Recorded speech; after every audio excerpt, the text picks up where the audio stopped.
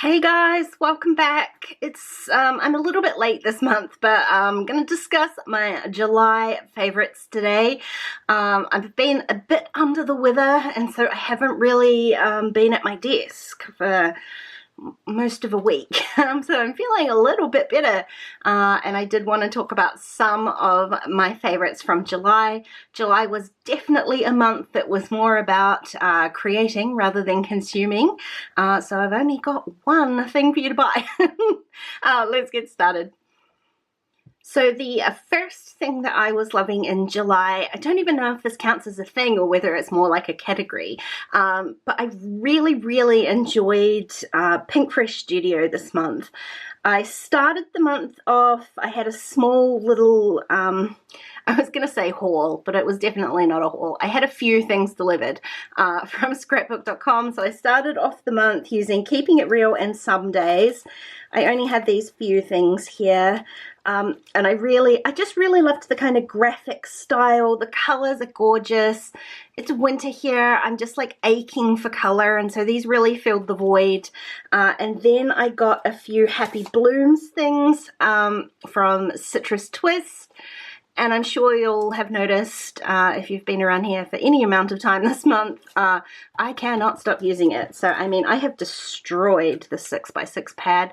I do not have much left. It's just such a pretty, happy, fun collection. I mean, they all are. This was obviously my preferred favorite this month. I will get back into these two. But I love the style, I love the color. It has definitely been making me happy in July. Yeah, and may it continue. So another favorite in July, and this is not necessarily a like crafty favorite, but one of my favorite YouTubers is Leigh Ellison.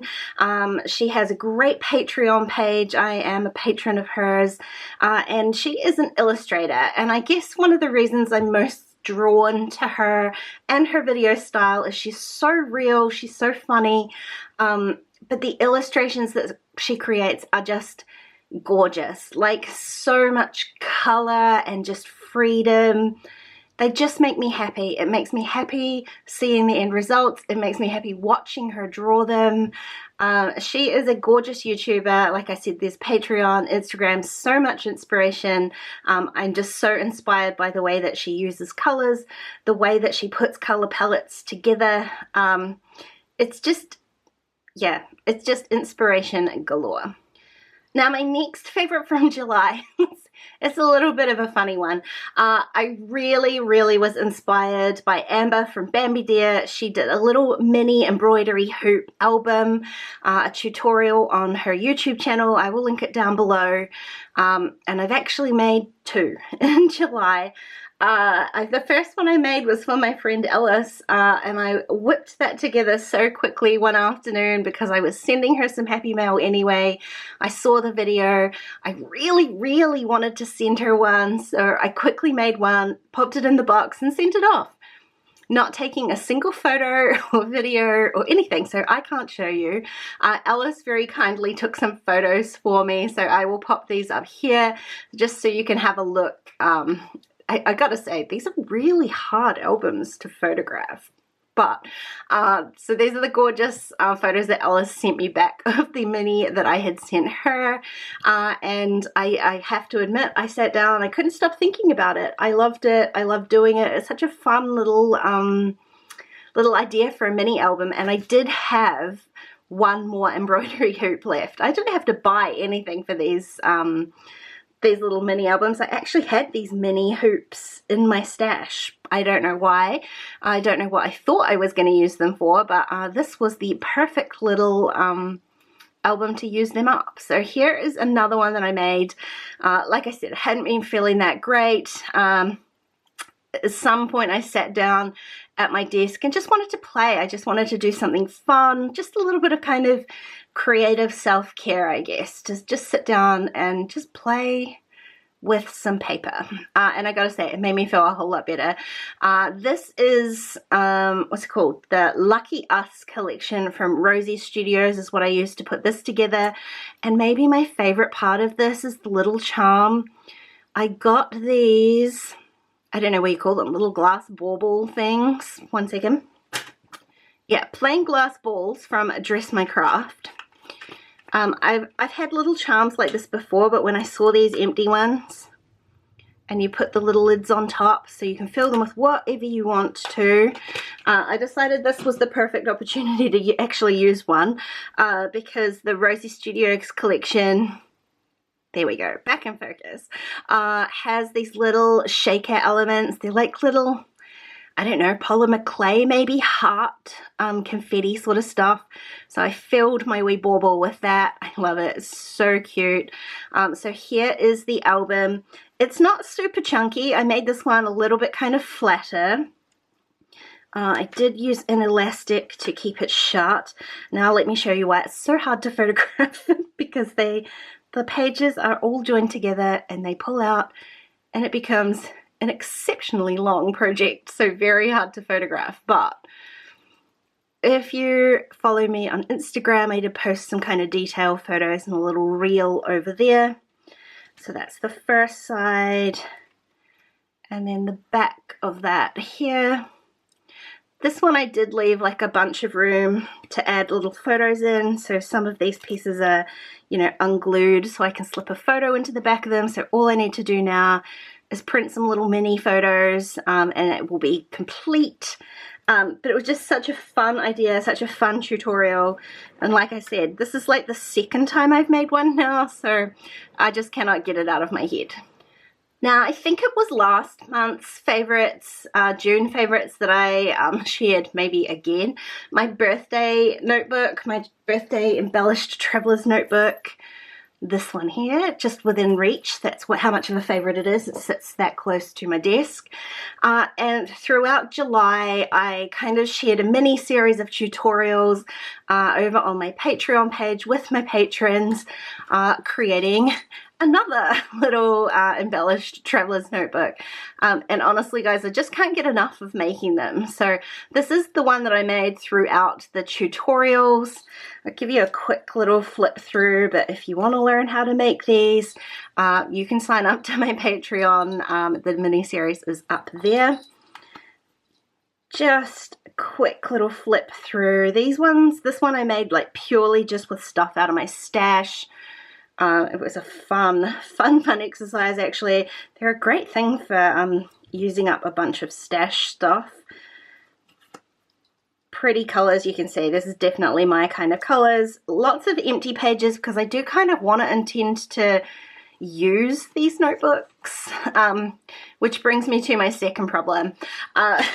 My amazing patrons have been cranking these out left, right, and center. I'm going to put a couple on screen here. This one is from Alice.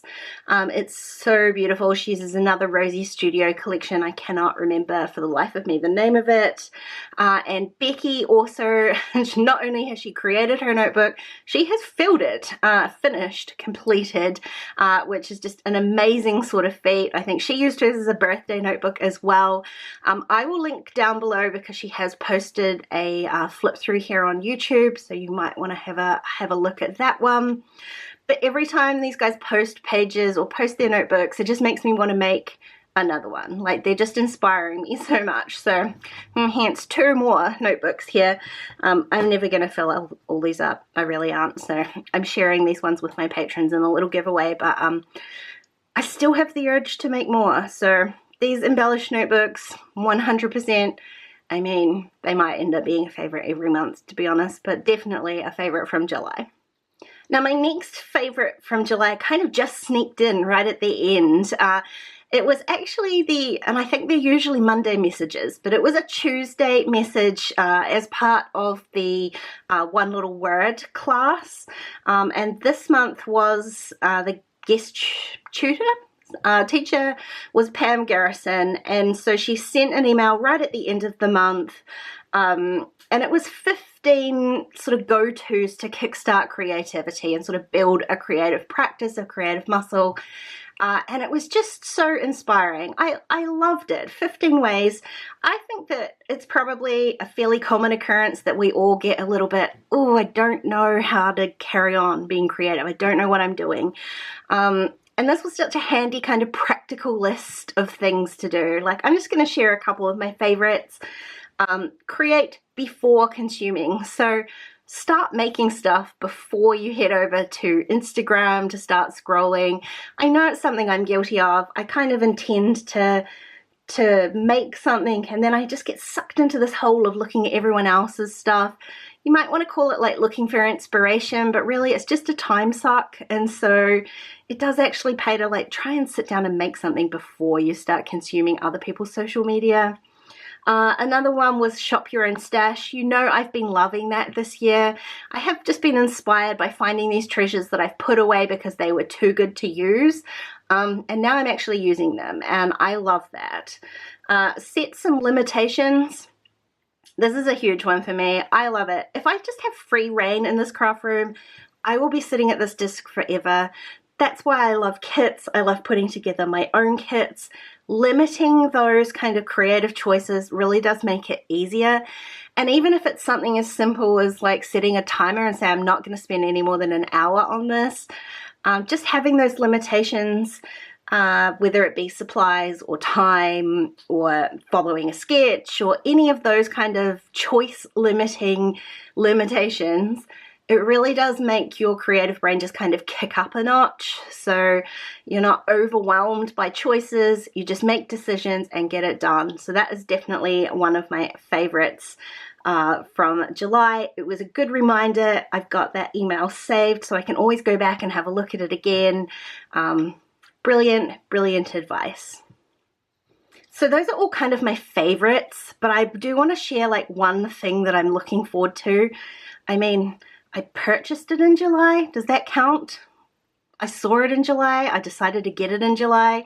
It's not actually here. I can't show you. I'm going to just show you little screenshots. I am super excited to grab some of the 31 collection from Frank Garcia and Prima Marketing. I know October is a long time away. I'm fully aware of that. But this collection has got me super excited for October documenting. I don't actually know how I'm going to do October this year, but I do know it's going to involve a lot of this collection. So I have picked up a fairly large amount of it. I didn't mean to buy quite so much. I love it. I'm excited to use it. And this is why I love it when you guys share things that you're excited about with me as well. So those are a few of the things that I have been enjoying in July, plus a little something I'm looking forward to. Can't wait to play with that actually. I hope that you have been having a great month. I hope that August is going to be a good one for you as well. As always, please leave me a comment down below letting me know what you've been enjoying. Point me in the directions of where I should be going. I love seeing and buying new things, obviously. And I will catch you again really soon. Bye, guys.